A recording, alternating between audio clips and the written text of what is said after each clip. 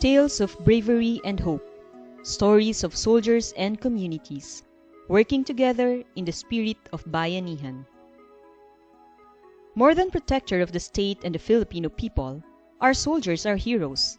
But even with their daring feats of courage, they are also humans, just like the rest of us. There are moments of fear, there are moments of doubt, there are moments of weakness, but they transcend these challenges in pursuit of peace. This book is a shrine to these triumphs, heartfelt, courageous, and inspiring glimpses of a life dedicated in service of the country and the community.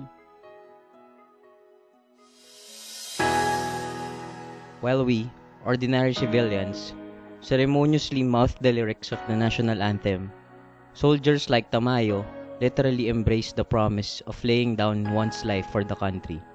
Indeed, we sleep soundly at night because soldiers like him are willing to sacrifice their lives for their sworn duty. This is just a glimpse of the story of our continuing journey for lasting peace.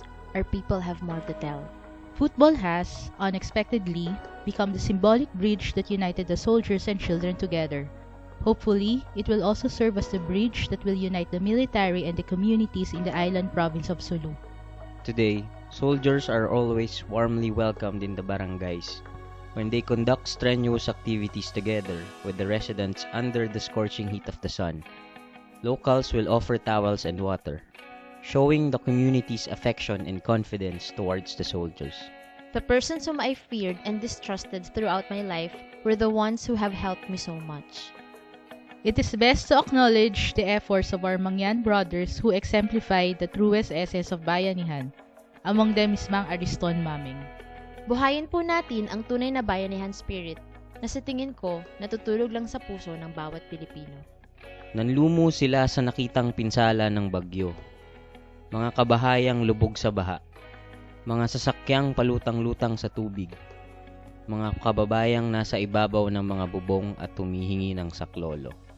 The bottom line is that we have to protect the people. It's one of the concerns that we have in accomplishing our mission.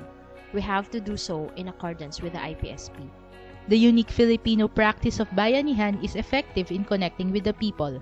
It didn't take long for the military troops stationed in Maguindanao to realize this. Nonoy said that he decided to surrender in 2009 when he finally accepted that he was fighting for the wrong cause and that he wanted to raise a family of his own, away from violence. Matapos ang matagal na panahon ng takot at kaguluhan, napanatili na rin ang kaayusan at kapayapaan na dati ay isang mailap na pangarap lamang para sa mga Negrense. Kapag matapat at malinis ang hangad na makatulong, mauunawaan ito ng mga tao at sila'y makikipagbayanihan upang itaguyod ang hangarin ng komunidad. We are hoping that this can serve as a template for other colleges to follow, so we are ready to echo what we have learned. With the military learning the language of peace, there is hope for the community and for generations to come, that this language will be used to communicate friendship, not war. A sincere desire to help, coupled with a persistent spirit, is the best combination to help people get out of the poverty trap. Shoeboxes filled with notebooks, pad papers, pencils, erasers, crayons, old books and personal care items such as slippers, toothbrush, and toothpaste were distributed to indigent students. Initially targeting only 1,000, but soon the number of beneficiaries ballooned to unexpected proportions. In their dedication to save lives, a few soldiers lost theirs. Habang inaabutan ng pagkain at malamig na inumin ng kaibigang matanda, may gumuhit ng ngiti sa mukha ng kawal na Pilipino. Indeed, the future is bright for Maguindanao's children and their children's children, as they now see the military in a different light. Not anymore the intimidating men who rode tanks and manned checkpoints, but as fellow partners in their locality's peace initiatives. Mahal na sila ng community. Miss Abdurahi reassures me, with a confident smile on her face. That one powerful statement has reaffirmed that for their little pocket in Sulu, it has truly been an experience of a change of heart. As military wives, it is our responsibility to always remind our children of their fathers' sacrifices while they are away. This is the time to rebuild, re-educate and reorient the populace from the never-ending cycle of conflict to reconciliation and peace. This is the time to come together with the shared vision of a peaceful Tando Bato. Bayanihan in the 6th Regional Community Defense Group is choosing to be bayani para sa sarili.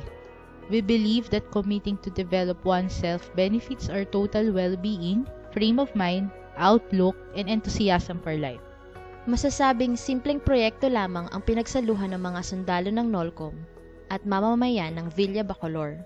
Ngunit sumasalamin ito sa katotohanan na malaking pagbabago ang maaring magbunga mula sa maliliit na simulain at walang imposible basta may bayanihan. 25 stories that shine on the true meaning of being a soldier. 25 stories that show the sacrifices and triumphs of a hero. 25 stories that celebrate duty and service at its finest. Because it is in their collective experiences that we mold and trace our future as a proud, spirited, and generous race. Maraming salamat, Sundalong Pilipino.